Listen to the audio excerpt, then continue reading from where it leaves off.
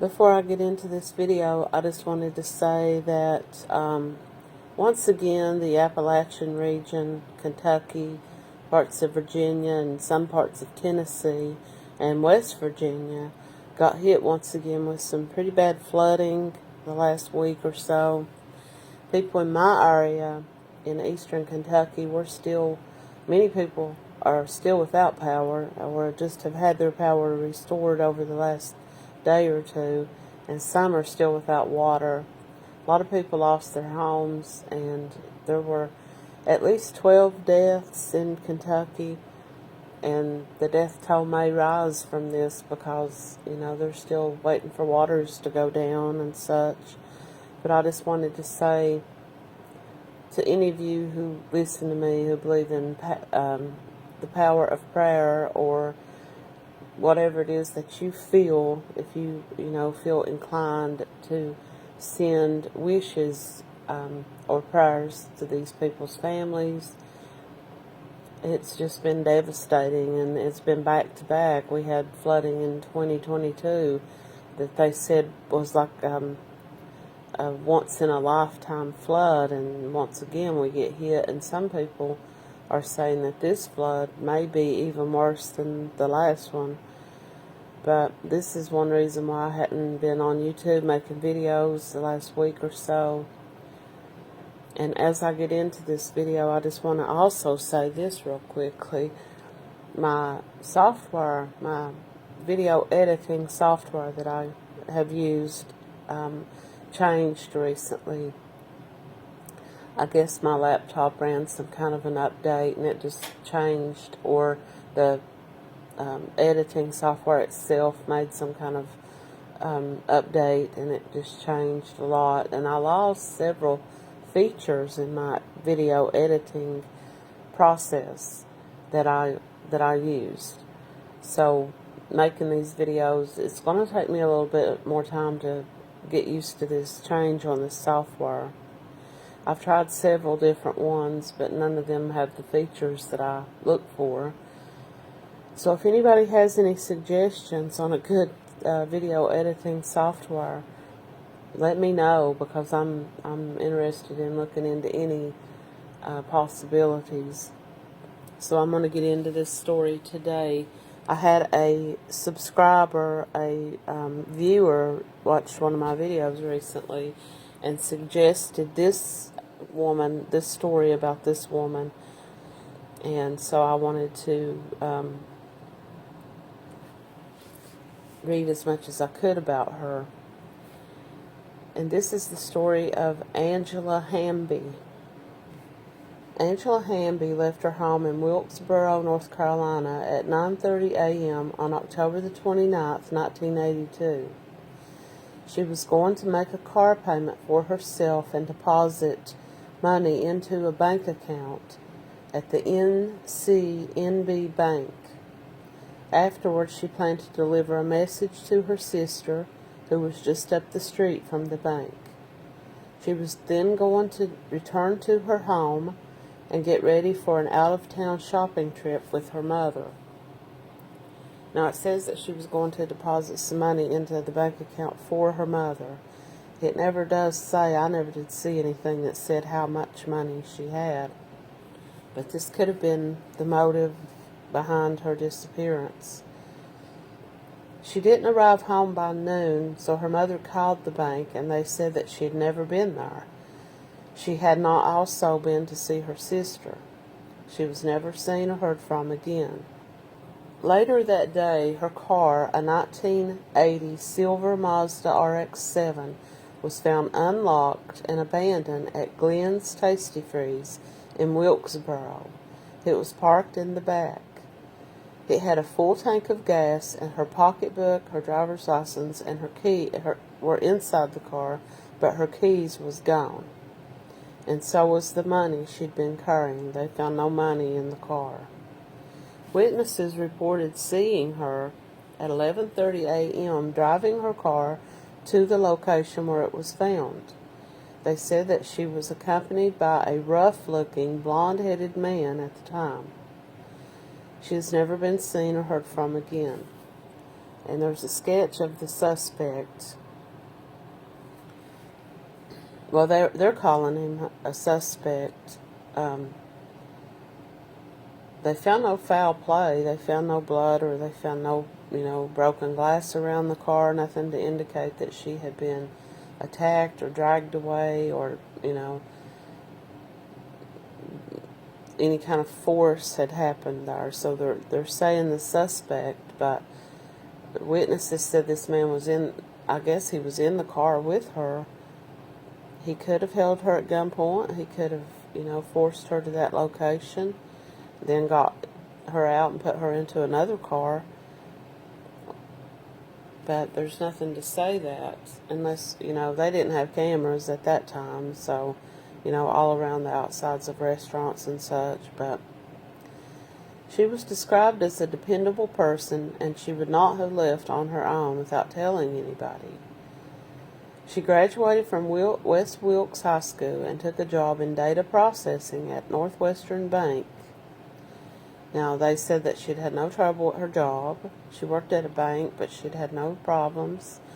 So there was nothing to indicate that she may have ran away because she was thinking she might be in some kind of trouble.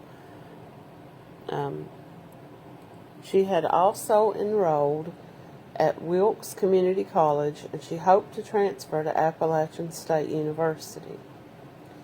Which, a side note here, I've been to Appalachian State University, and it's just a lovely campus, and it's in a very lovely part of North Carolina. 2 suspects were investigated for possible involvement in Hamby's case in 1987. But it turns out that both of these people were incarcerated at the time of her disappearance. Her case remains unsolved. Now, it shows where she lived, and it showed the bank that she worked at, which is now a town hall building. Now, this is where she was headed to. Apparently, this is where her sister was, and she was going to leave the bank, go straight to her sister, and then meet up with her mom to go out of town. After leaving home, her family believes she stopped for gas. This seems to have happened because her car was found with a full tank of gas. And she had told someone that she had to stop and get gas because she was almost out of gas. So that morning when she left her home, they believe that she first went to the gas station. Once again, as we would have today, cameras everywhere on the inside and outside, there was nothing like that at the time, so they had no way of knowing, but her car was full of gas. So is it possible that she goes to this gas station and someone sees her, maybe pull out some money, and maybe she was going to go to the bank directly after that. Maybe this person followed her. Her next plan was to go deposit this money, and she was going to pass a message on to her sister, who was working at Burke's jewelry store, which was just down the street from the bank. But she never made it to the bank. She never made it to her sister's store, so something happened to her between the time she got gas and pulled out of that parking lot. The hours between Angela leaving home and getting gas and being witnessed in her car at 11:30, that would have been close to 2 hours from the time she left her home until this person says that they saw her pulling into this parking lot of this restaurant. So what happened to her in that hour and a half? The gas station would be the most likely place for whatever event stopped her trip. This probably would have been a Wilco station on US 421. One thing that strikes me as odd is that her car is found at the Tasty Freeze on a Friday around lunchtime. This person speculates that it was probably a very busy place at the time, around noon on a Friday. Probably would have been a lot of people sitting outside eating. This was the type of restaurant where you could just pull up and get your food and sit in your car and eat. and they usually had a lunchtime rush around this time of day. So it seems that someone would have seen something. One employee at the Tasty Freeze did claim to see Angie in the passenger seat of her car and a male passenger in the driver's seat. This person said it appeared that they may have been arguing, but they didn't really give it a lot of thought until later when they found out that this woman was missing or this person abducted her. By this person saying that she was in the passenger seat and someone else was driving her car, it's almost like someone was forcing her, because if she was going to willingly go with someone, a friend or someone that she'd met, it looks like she would have told her mom, at least I'm not going to go with you on this out-of-town shopping trip. The missing money may have been the motive, and once again it doesn't say how much money she had. If robbery was the first motive, someone would have known that she had the money. That's what I said a minute ago. Maybe she went in to pay at the gas station to pay for her gas and had a large sum of money, maybe in an envelope or a change purse or something, maybe even in her hand. But it looks like if someone was going to rob her, they would have just grabbed the money away from her and fled. Angela's father, Jury, passed away in 2019 at the age of 81, without ever knowing what happened to his daughter. At the time that this article was written in 2021, the mother was still living. And the sister named Cheryl and her mother both say that they just wanted closure. They just, would have liked to have had some answers about what had happened to Angela. If you have any information about the disappearance of Angela Gray Hamby from Wilkesboro, North Carolina in 1982, please contact the Wilkes County Sheriff's Office at 336-667-8900. This is an article that they found from this editor at this newspaper, and this was published roughly around 2000. Angie Hamby was smart, pretty, and fiercely independent. She was 5 foot 4 inches tall and around 105 pounds. She was almost bird-like, said her sister. She was very delicate to the touch. Cheryl Church, her sister, said Angie had hazel, speckled blue eyes. They were big and round and shined when she smiled. When they were little children, someone mistook Cheryl and her sister, who were about a year and a half apart, to be twins.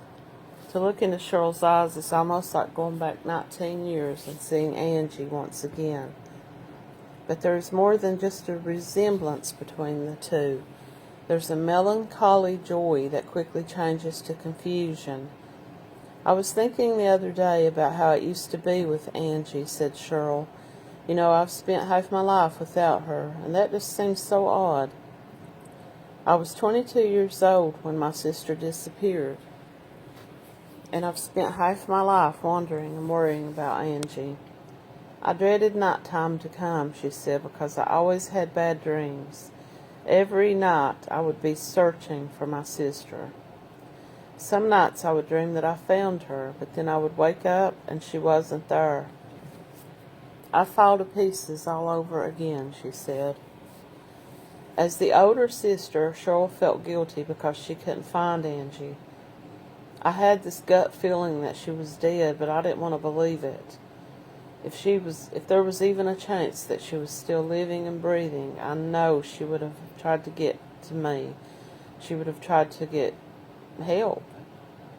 Cheryl has her own speculations about what happened to her sister the day she disappeared. There was a downtown North Wilkesboro clothing store called J.E.'s. The day that Angie disappeared, a woman saw Angie walk in the door.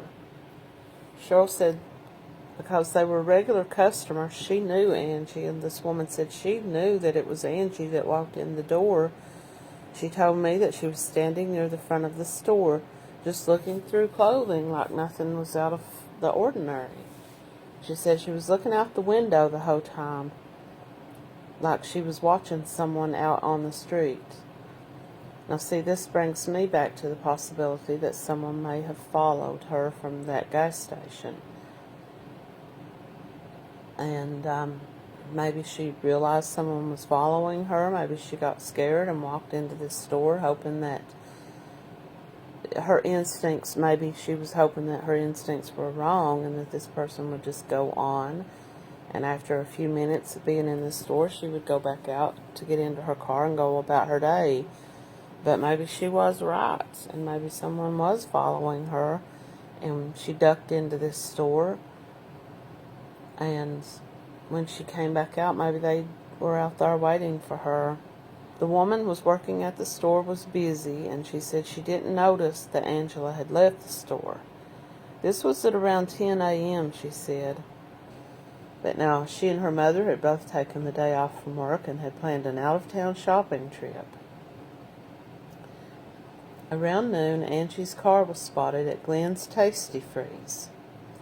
A woman who was working at the restaurant said she saw someone that she believed was Angie sitting in the passenger side of her silver Mazda car.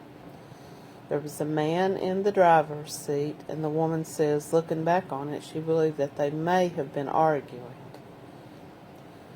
She believed that Angie knew the man because she didn't seem to be like trying to signal to anybody for help. She was just kind of sitting there talking to this man in kind of a heated argument. And this woman just thought maybe it was just a boyfriend or someone that she was having a disagreement with. But she does believe that Angie knew this person. About the same time Angie was seen at Glenn's, Shirley became worried and called the police. Now, her car was actually found at 12:30 a.m. This was around 12 hours after she'd gone missing. Cheryl recalled that night and seeing Angie's car and seeing her pocketbook laying in the passenger seat floorboard. Inside the bag, investigators found her driver's license and some other personal items, but there was no cash in the car. Her keys were also gone. But it doesn't say if the car was locked. If the car was unlocked, this would have said to me that she left in a hurry without getting her purse. She was basically forced, in my opinion, to leave the car without contacting her mother. She would have walked inside that restaurant and said, "Mom, I can't take this trip today. I've got other plans." And, but they found her personal belongings and the keys were gone. Her sister believes this was a forceful abduction. This would have been hard to pull off, she says, in the middle of the day. That place is always busy. All she would have had to have done was scream, and another person in the parking lot would have heard her. They put posters up and asked if anyone had seen Angie. A woman at a convenience store in the Glendale Springs area said that she thought she'd seen Angie with two men that same day that she disappeared. She told us that the girl was with them, but she didn't act like she wanted to be with them. She acted very timid, very quiet. The clerk went on to say that the men bought some wine and that the three left together. She didn't see which direction they headed in or what kind of vehicle. Cheryl said she recalls hearing her mother cry herself to sleep. The first couple of days after Angie's disappearance, Cheryl couldn't eat. She laid awake all night. On the third day, which was Halloween, October the 31st, on a Sunday, she says, "I just had this calm feeling come over me. It was just the weirdest feeling. I cried all day," she said. "But after I finished crying that night, I just felt peaceful. I feel like that was probably the day that Angie died." Angie's birthday was on January the 21st. Her favorite color was sky blue. She had a little dog named Barney, and she loved driving her silver sports car. That car remains parked at her parents' house. "I can't bear to part with it," her mother said. Angie graduated from West Wilkes High School in 1980. During her high school years, she kept her bedroom very neat and organized and decorated with cheerleading pom-poms. At the time of her disappearance, she was 20 years old and had enrolled herself into the Wilkes Community College. She planned to transfer to Appalachian State University in Boone, North Carolina. She worked second shift at the Northwestern Bank Data Processing Center. She was an accomplished pianist and singer. She especially liked to play You Are So Beautiful. The sisters would often perform at weddings, with Angie on piano and Cheryl singing. Their parents were very proud of them. They were very proud of Angie and the things that she had accomplished at such a young age. She was just starting to become this independent young woman, and then she was just gone. Cheryl says that she sat in the living room of her house next door to her parents' house, and this would have been her grandmother's house. They stayed at their grandmother's house quite a bit when they were children, she says, and not having her sister there as she got older and started to get, a family of her own, it was just heartbreaking for her, knowing that her sister never got that chance to grow up and teach their children the memories that they had.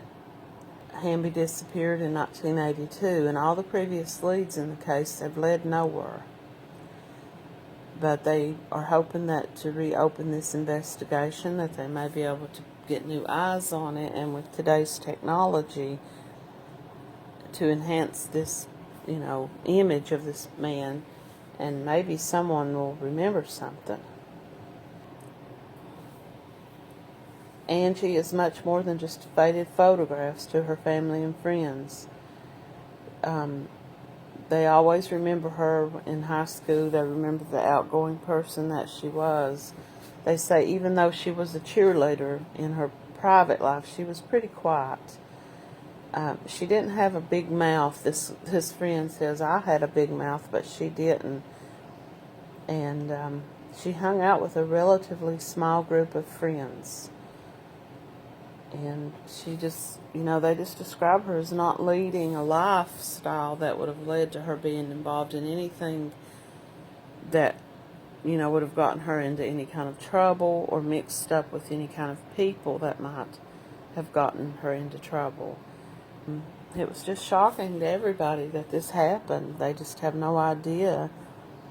Now, to answer the question that I asked myself earlier, it says the driver's side door of the car was unlocked. Inside was her black purse containing her wallet and cosmetics and some other items that a young woman might carry.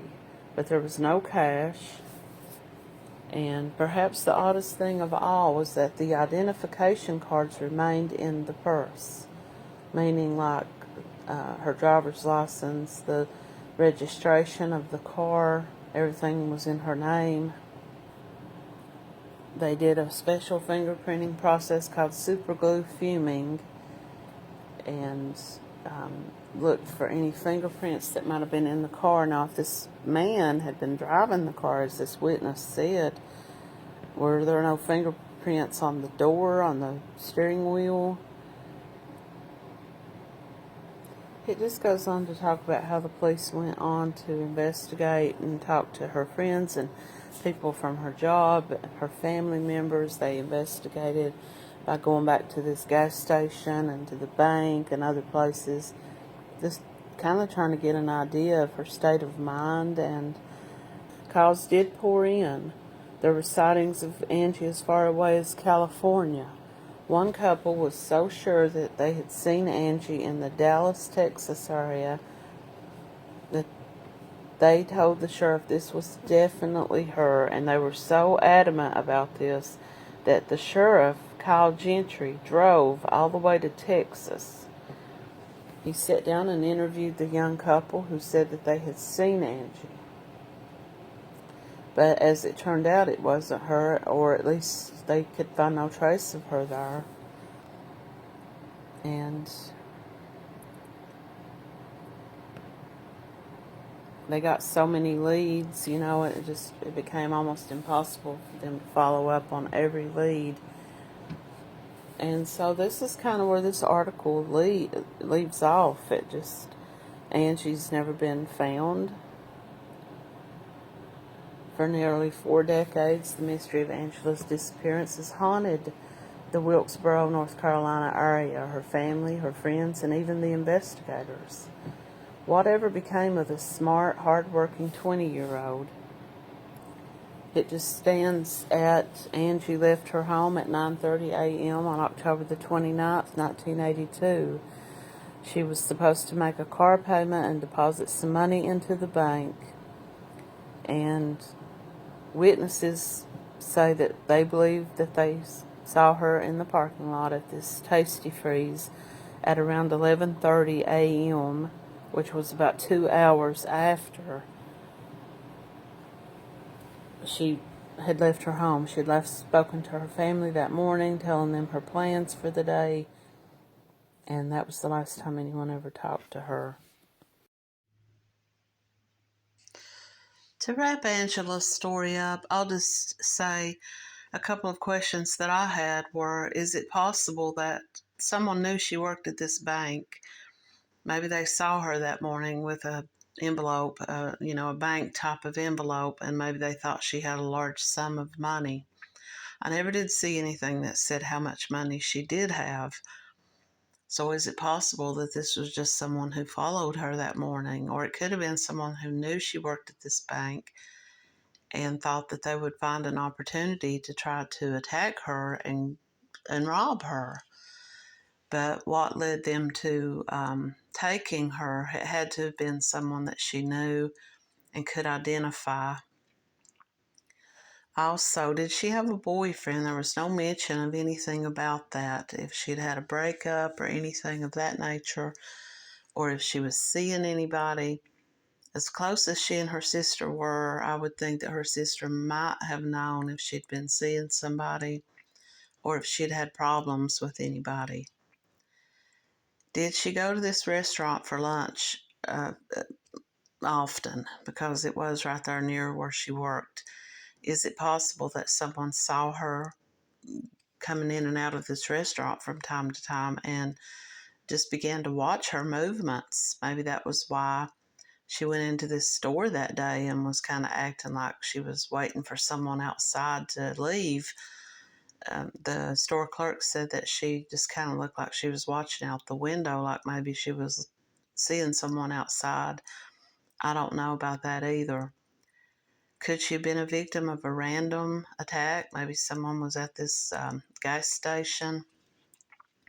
I don't know if this was a truck stop type gas station, but is it possible that she got gas there often and someone who maybe worked or lived in that area began to watch her and follow her? Or it could have just been a truck driver, as I just finished a story about the redhead murders. These women were, picked up by truck drivers. Is it possible that someone was there that day getting gas and just put their sights on her and followed her? Maybe she went to this restaurant to try to duck them. But the thing is, she was seen at the gas station around 10 a.m. It was around 10:30 to 11 when she was seen at the clothing store, and it was around 11:30 when she was seen at the restaurant.